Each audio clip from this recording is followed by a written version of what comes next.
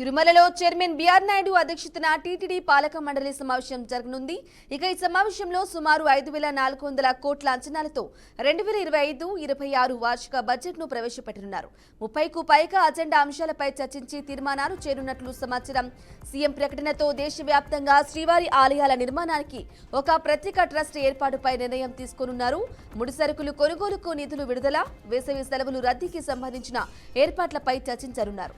ఇక private బ్యాంకుల్లోని TTD డిపాజిట్లను వెనక్కి తీసుకుని జాతీయ బ్యాంకుల్లో డిపాజిట్ చేయాలనే నిర్ణయంపై నిపుణుల కమిటీ సిఫార్సులపై నిర్ణయం ప్రకటించే అవకాశం ఉంది.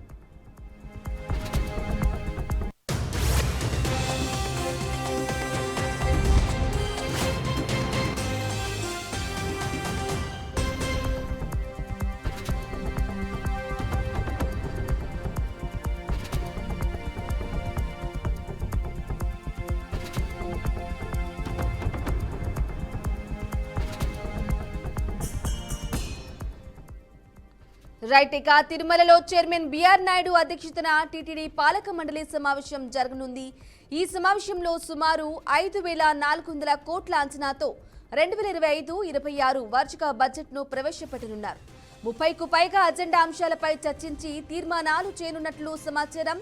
సీఎం ప్రకటనతో దేశవ్యాప్తంగా శ్రీవారి ఆలయాల నిర్మాణానికి ఒక ప్రత్యేక ట్రస్ట్ ఏర్పాటుపై నిర్ణయం తీసుకోనున్నారు. ముడిసరుకులు కొనుగోలుకు నిధులు విడుదల, వేసవి సెలవులు రద్దీకి సంబంధించిన ఏర్పాట్లపై చర్చించనున్నారు.